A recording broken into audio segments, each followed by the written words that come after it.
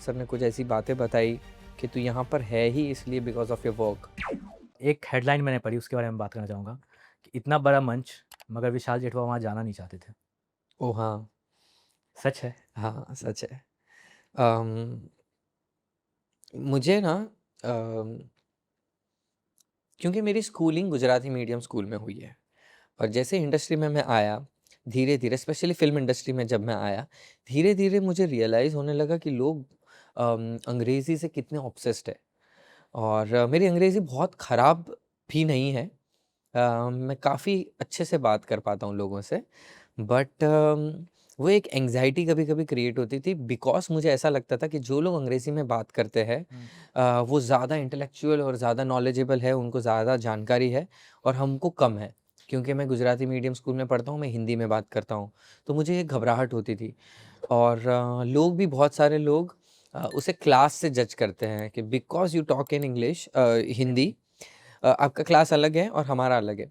और कभी-कभी लोग ये नहीं सोचते थे पर मैं ये भार अपने ऊपर ले लेता था। तो it is mixture of both. तो मुझे बहुत घबराहट होती थी इस चीज़ को लेकर। और सेकेंडली ये कि मैं जहाँ पे जा रहा था, वो दुनिया मेरे लिए बहुत अलग थी। और मुझे इंटरव्यू से डर लगता था क्योंकि मुझे ऐसा लग रहा था कि मैं कोई ऐसा सवाल पूछे जिसके बारे में मुझे पता नहीं हो तो मैं कितना लेफ्ट आउट फ़ील करूँगा, मुझे आएगा नहीं आंसर देना, तो मैं क्या करूँगा? मैं सबके सामने सब लोगों को पता चल जाएगा कि इसे ये सारी चीज़ें नहीं पता है।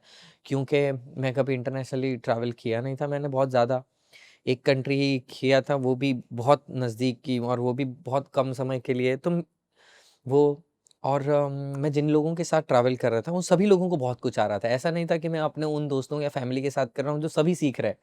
नहीं, अब मेरे साथ जितने भी लोग थे, सारे लोगों को बहुत मालूमात थी हर एक चीज़ों की और मुझे ऐसा लगता था मैं ही एक ऑड मैन आउट हूँ यहाँ पे, मुझे ही कुछ नहीं आता। मैंने नोटिस किया रात को एसी चल रही है, इतना लोएस्ट टेम्परेचर पे और गर्मी का वक़्त था, लोएस्ट टेम्परेचर पे एसी चल रही है और फिर भी मैं फ़ील कर रहा हूँ मेरे पीठ पे पसीना आ रहा है। मैंने सोचा ये क्यों ऐसा फ़ील हो रहा है? देन आई ऑल्सो फेल्ट के यार किसी कारण सर अगर यहाँ जाना कैंसल हो जाए तो थोड़ा अच्छा लगेगा, रिलीफ़ मिलेगा। मैं इन सारी चीज़ों से बच जाऊँगा। आई थिंक वो एस्केप ढूँढ रहा था मैं। अम, और और भी कुछ फ़ीलिंग थी। अ,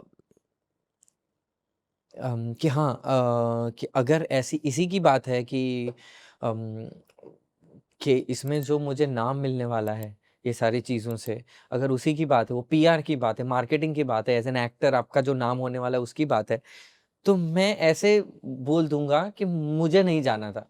वो भी शायद न्यूज़ बन ही जाएगी कि उसने ही रिजेक्ट कर दिया जाना। मैंने बोला मुझे वो भी चलेगा, नेगेटिव भी चल जाएगा, पर कुछ भी हो जाए, मुझे जाना तो कहीं गैप मिल जाए निकलने का। तो मैंने सोचा कि मुझे नहीं जाना है। बट देन नीरज सर से बात हुई, ईशान जाह्नवी को मैंने अपनी बात बताई थी। सबका टेक यही था कि तू क्यों इन सारी चीज़ों में पड़ा है? ये सारी चीज़ें क्या होती है? तू लैंग्वेज नहीं, तू एक्सप्रेस कर अपने आप को।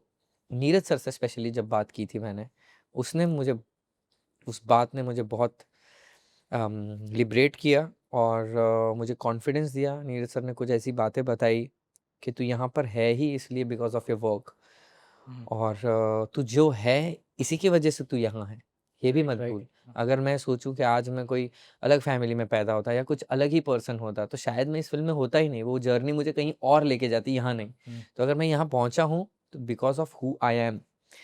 और ये 2-3 चीज़ों ने मुझे बहुत कॉन्फिडेंस दिया और फिर तो मैं इतना बिंदास और रिलैक्स हो गया।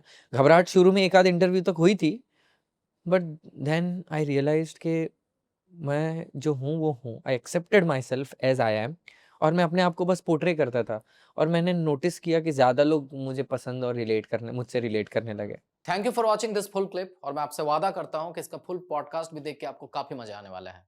Link in the description.